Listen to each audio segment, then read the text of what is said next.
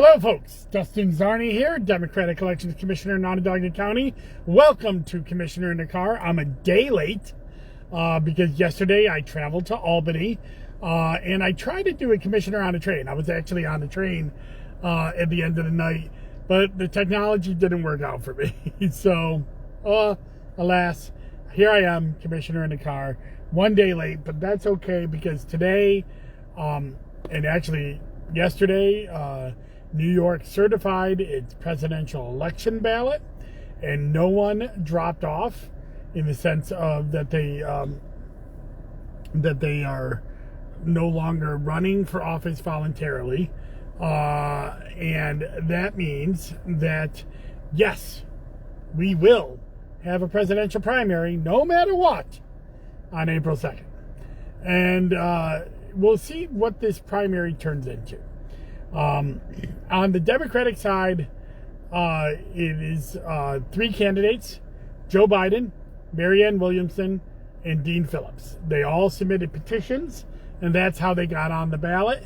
And neither Dean Phillips or Marianne Williamson, or I guess Joe Biden, filed a notice yesterday to drop their name off the ballot. On the Republican side, we will have four names on the ballot: Donald J. Trump, Nikki Haley, Chris Christie, and Vivek Ramaswamy.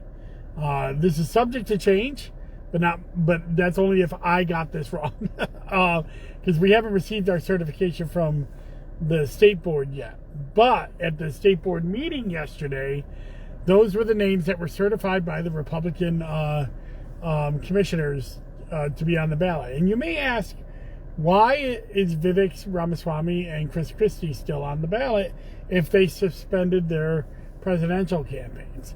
Well, that's because they haven't, as of yesterday, filed a certificate to remove their name from the ballot.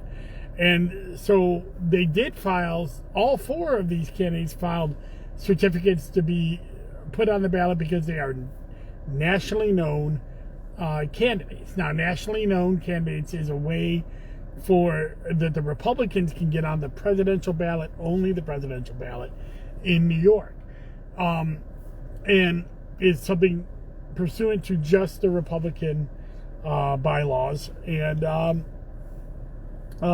so those four names had submitted this nationally known certificate. There was actually a fifth name, I believe, that put in himself as a nationally known, but he did not make the ballot. He was not a nationally known figure. I didn't even hear of him.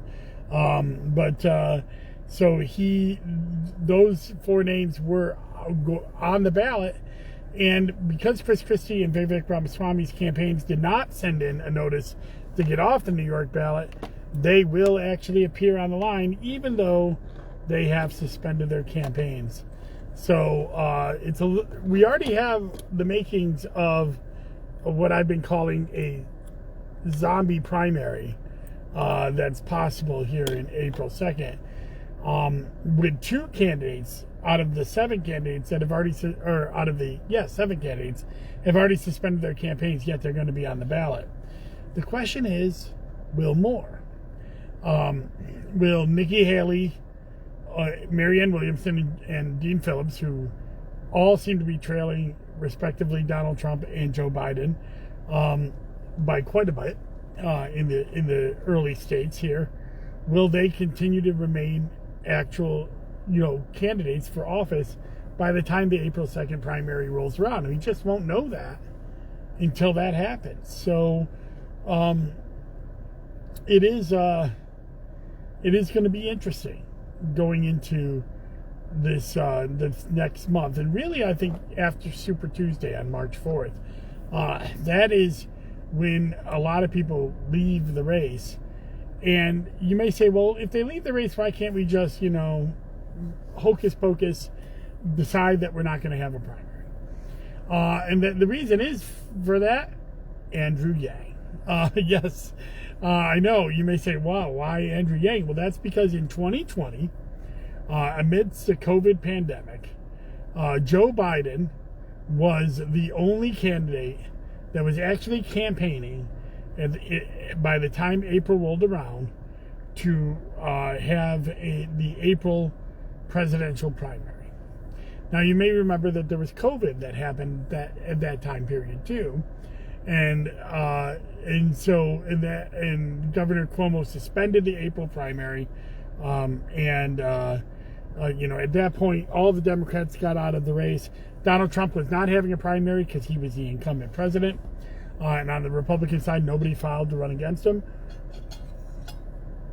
Well, then elections commissioners Doug Kellner and Andy Spano, in the wake of the COVID pandemic and the wake of many candidates having suspended their campaigns but not having filed to get off the ballot, they made a decision to end the presidential primary, to say that there was no need for a primary and we shouldn't have it. Well, Andrew Yang and other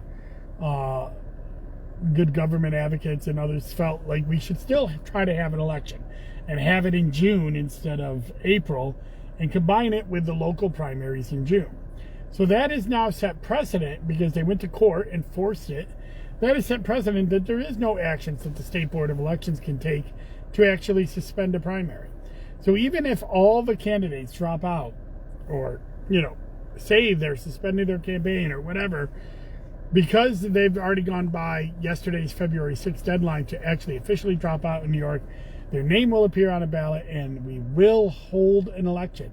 And because we will hold an election for both Republicans and Democrats, there are certain laws that state we have to open up, all of our polling places, 7 of our 10 or 8 of our 10, early voting sites. So it's going to be, quite expensive, not just Onondaga County, but New York State as a whole, to hold this April 2nd primary. And then, of course, we have to hold that April 2nd primary and then turn right around and hold the June primary. So it's going to be interesting. I mean, and I may be wrong. Perhaps Dean Phillips and Nikki Haley or Marianne Williamson will catch fire over the next month or two, and we will have a real race in New York in April. But no one really seems to believe that right now. And it could be an interesting thing where we have this zombie primary where we're holding these elections with candidates that have already decided to suspend their campaign. So that's the big news for this week. I did mention that yesterday I was in Albany. I testified, and I hope to have that up on my website sometime in the next day or two. I did testify at the local government hearing. This is like my 4th or 5th time testifying. I testified in the last panel, so I was there all day. And by the way, when you see it, you'll see my hair was out. I'm a little obsessed with this. I looked like a little bit of it was a long day. And it was a long day, because when I go up to Albany to do these things, and I just have to preface, no taxpayer money is spent for me to do this. I do it on my own time, my own money. I bought the plane ticket or the train ticket myself, and I spent 8 hours up there. But I wasn't just sitting in the room for 8 hours waiting for me to be called to testify. I set up a lot of different meetings with Democratic lawmakers, because in my role as Democratic Caucus Chair for the Elections Commissioner Association, I do this, every 2 weeks or so. I go up to Albany and talk to different legislative leaders and all these other things. So, and we talk about what, right now we're talking about budget. We're talking about how we need $10 million in aid to locality funding for hiring of temporary workers going into the presidential election. That is a bipartisan ask from both the Democrats and the Republican elections commissioners, and that was part of my testimony.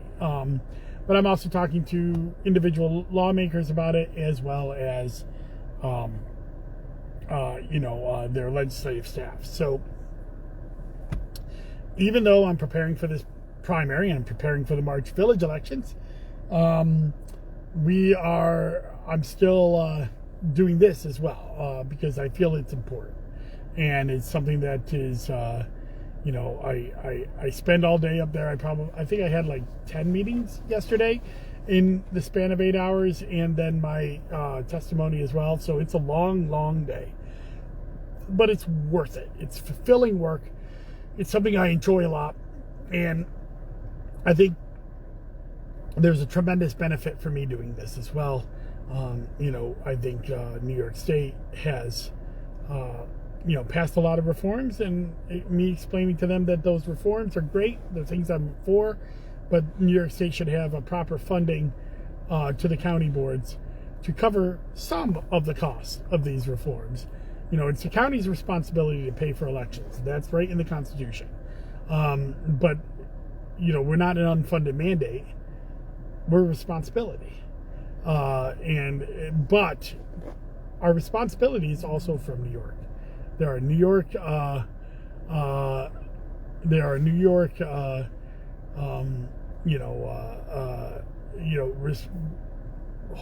races on the ballot. There are propositions, and New York has a responsibility to a fair election and free election as well. So they need to put in money as well. And the last thing that happened yesterday, while I was out of town, the Onondaga County Republican Republican legislators decided to put together $100,000 to institute or to start or support a lawsuit against the even year bill. There's a lot said on that in the press.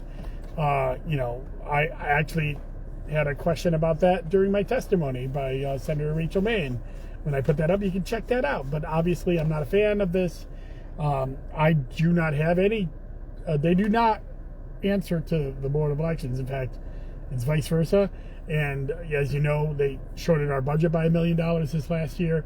Though they'll probably have to match that when we run the elections this year. That being said, I do find it odd that we're just spending taxpayer money on a partisan lawsuit they say that they're protecting the charter. Well, there's 19 other chartered counties that are not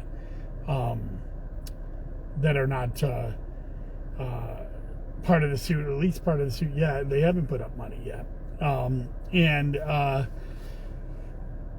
Usually these lawsuits are brought by political parties or campaign committees. Ryan McMahon is the one who wants to bring this lawsuit. He's the county executive. He's got a large campaign chest.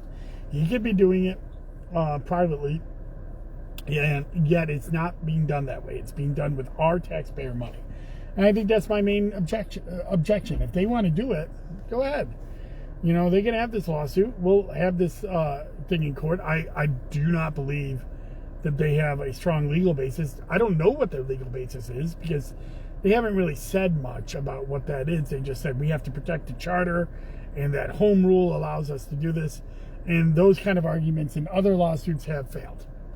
Broome County used that argument in another lawsuit that on redistricting, where they said that the New York redistricting standards don't apply to Broome County because they're a chartered county, and that failed. So that is you can see my son pacing back there. I don't know why he's pacing, but I think he needs to see me. So I'm going to probably wrap this up quickly. But so I don't know their legal basis. They didn't really say much. They spent 24 hours to give notice to the Democrats, and they're I really don't know why. They didn't throw it through the committee process. They just said, "Oh, we need to do this right away," but the legislation doesn't start till 2026. And by the way, they don't even have paperwork drawn up. They don't have a law firm hired. There is no details. They just said set $100,000 aside. Well, we'll see if they're lighting that money on fire, our money on fire, and we'll see where the lawsuit goes. I'm sure we'll have plenty to say about it over the next couple of years. So that's all I got for you. Today's Wednesday. Tomorrow, I plan to put up my testimony from Albany this week. On Friday, I hope to have a how to get on the ballot seminar up. And then this weekend, back to the weekly wonk with DustinZarni.com's year 2, which I've been planning for a month, and it just hasn't been able to do so. So I hope to get all that up this week and start getting back on my schedule over the next few weeks.